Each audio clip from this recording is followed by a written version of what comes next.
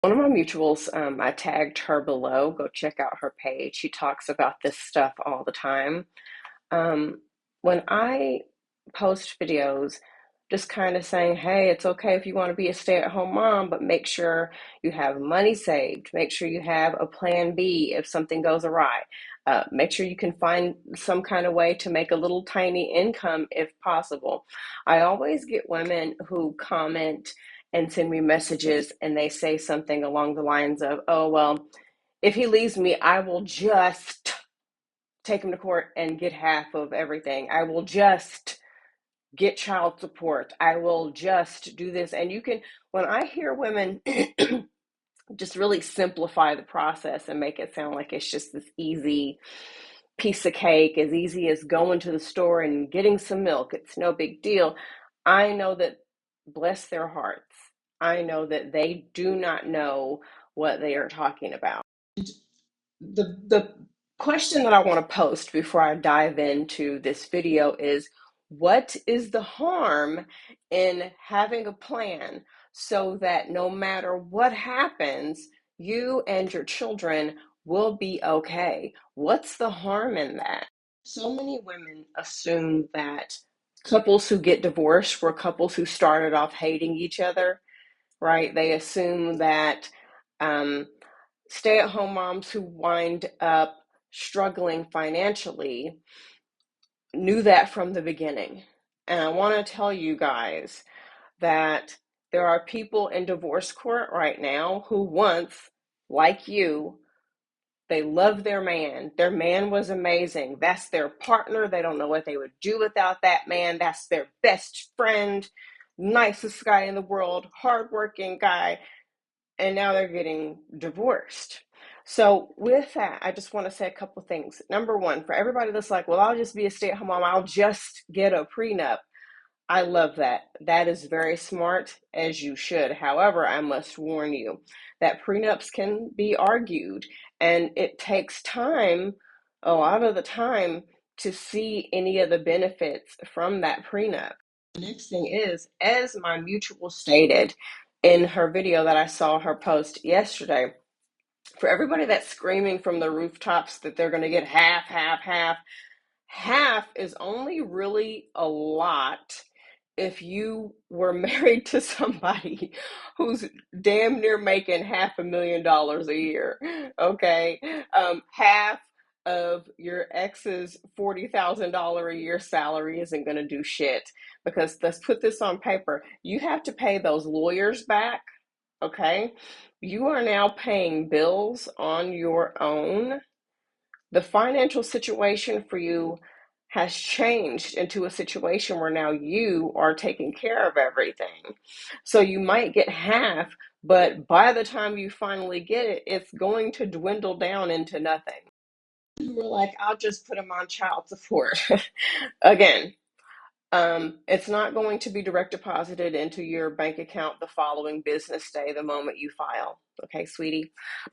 There's mediation that takes place. There's court dates that take place. It could be a really long while before you see anything. And that is if they actually pay it. Oh, yeah, I totally get it. Not your husband. He's a hard worker. Yeah. There are so many women who once had men who really did work hard. And then when they were ordered to pay child support, they left the city, they left the state, they left the country.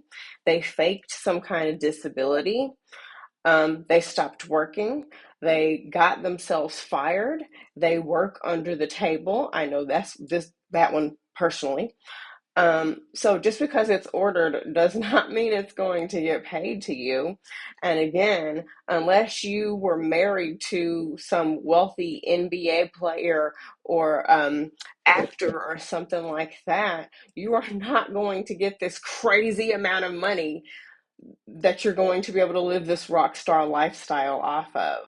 When it comes to alimony, it's hard to get alimony. And just because you ask for it doesn't mean you're going to get. I think a lot of you um, watch a lot of TV shows. Nothing wrong with that. I love TV. But it seemed to have given us this delusion that this whole divorce process is easy. There are some divorces that go on for months, and there are some divorces that go on for years. And the last thing I want to touch on is a lot of women will say, well, my husband wouldn't do that because he's amazing, he's loving.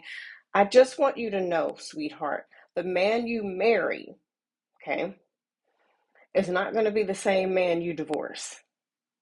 The man who was loving and giving and nurturing is going to be penny pinching and stingy and going to try to devalue everything that you have ever done for them in the span of you guys' marriage.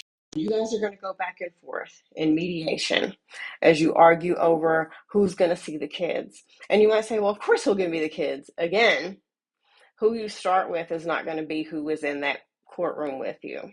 And you're going to see the most loving man become the most selfish, stingy, vile person possibly that you have ever met. And if you're under the delusion that, well, once I get to court and tell the judge everything I've done for this man, I gave up my career, you're, again, living in a state of delusion. They do not have any pity on you just because you were a stay-at-home mom who gave up your career. They're going to want to know, do you have your own place to stay?